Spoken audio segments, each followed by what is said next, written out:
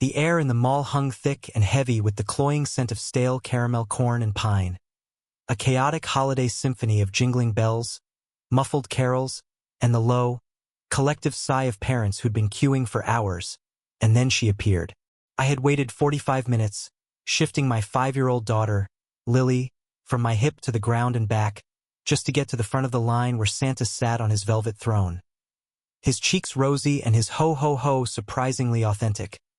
I wasn't even fully settled, still fumbling with my phone camera as Lily whispered her urgent Christmas wish into Santa's massive white beard, when a voice, sharp and entitled, sliced through the holiday cheer like shattered glass.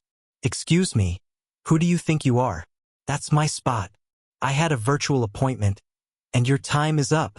I blinked, honestly believing for a split second that this woman, bleached blonde hair pulled into a severe ponytail and wearing a coat that looked suspiciously like foam ink, was joking. But her eyes, darting and cold, promised absolute war. "Ma'am, we're next," I managed, feeling my blood pressure spike. The kind of instant heat that makes your neck itch. "We're literally mid-photo. Mid-photo. Was she serious right now?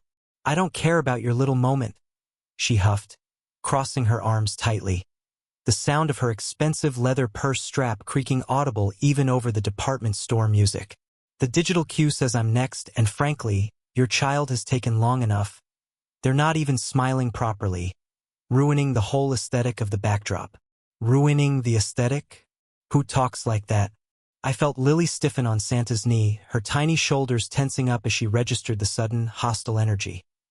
She looked up at me with big, bewildered eyes, silently asking what was happening, and my protective instinct flared white-hot. But before I could utter the calm, practiced response I'd learned to use with unreasonable people, this Karen, because of course, she was a Karen, every single trope confirmed, lunged forward, not toward me but toward the chair. "This is ridiculous," she screeched, her voice cracking the festive ambience. "I need my shot now. Move it, kid." And then, unbelievably, horrifyingly, she reached out, her long manicured nails closing around Lily's arm and yanking her away from Santa's lap with a shocking amount of force. A desperate, sickening grab for dominance and a prime photo opportunity. Lily let out a sharp, choked cry, a sound that immediately turned the pleasant background noise into an echo chamber of panic. Time seemed to fold in on itself, the sweet cinnamon smell replaced by the metallic tang of pure adrenaline. "What the hell are you doing?"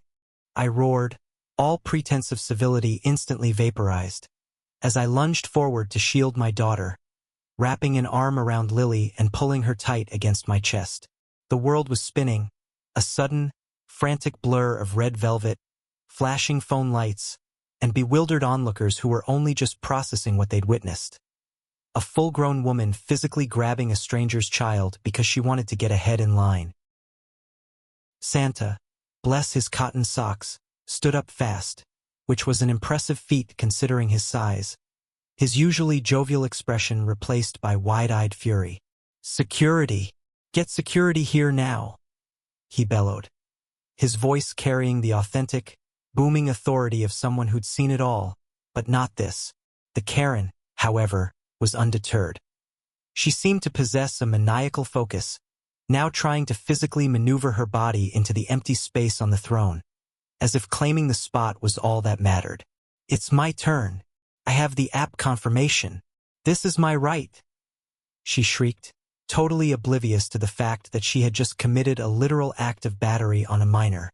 A side twist I noticed then, her phone, which she clutched like a weapon, was displaying a photo of a small, highly stylized dog in a Santa hat. She didn't even have a child. She was just trying to get a perfect picture of her Pomeranian.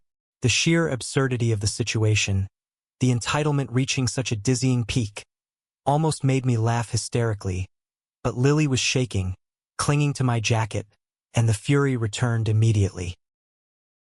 "You touched my daughter. Get away from her," I shouted, stepping between them, my heart hammering against my ribs, feeling the weight of the collective disapproval of the growing crowd. The Karen shoved past me, not hard, but enough to register physical contact, her focus still fixed on the chair. "Back off. "I'm calling my lawyer for defamation," she spat, pulling out her phone to dial, but it was too late. From the west entrance, two bulky security guards, moving with the practiced swiftness of people who deal with too many Black Friday brawls, barreled through the crowd. "Ma'am, step away from the child and the set immediately," the lead guard ordered, his tone low and unmistakable, but Karen, convinced of her absolute righteousness, only pointed her phone at him and continued her tirade, demanding he fire the Santa. That was the critical error. As she pointed and shouted, momentarily distracted by her need to exercise authority, the second security guard, the younger one with the buzz cut, moved in from the side and, with a quick, professional motion, tackled her, not aggressively, but firmly enough to pin her arms against the floor. There was a sound, a solid, awful thud, and then a collective gasp from the crowd. Her foaming coat ballooned momentarily before deflating, and her carefully constructed ponytail unraveled into a messy, humiliated tangle of straw-colored hair. Thwack! It was the sound of immediate, undeniable public justice.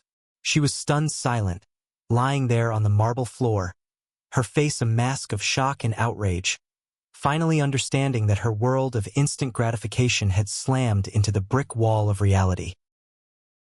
Within minutes, the flashing lights of the police cruiser illuminated the Santa photo station. The arresting officer, a weary-looking woman who clearly didn't have time for holiday nonsense, knelt beside the now sobbing Karen, who was desperately trying to assert her rights, still insisting she had the virtual ticket. I gave my statement, trembling slightly, holding Lily, who was now quietly sucking her thumb but seemed okay, just startled. The officer listened to Santa's account, and then to mine, nodding curtly.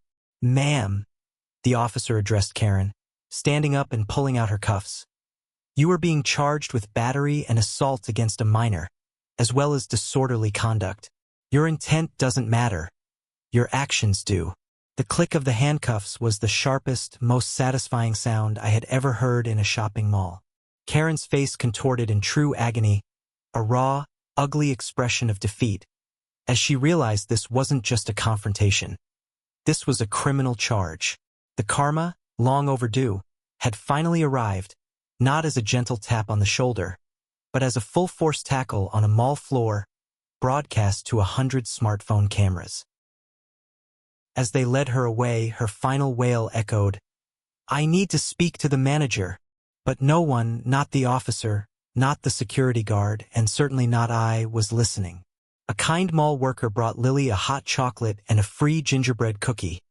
A small, quiet act of human decency that washed away the toxic grime Karen had left behind. Hugging my daughter tight, watching her slowly regain her sparkle as she bit into the spicy cookie, I understood the lesson of the day. Far more valuable than any toy she might get. Boundaries matter. Decency matters. And when people try to snatch joy from others, especially from a child on Santa's knee, the universe, or at least two very competent security guards and a no-nonsense police officer, will always be ready to tackle the injustice. Protect your peace, defend the innocent, and watch the entitled fall. That, truly, is the best kind of holiday miracle.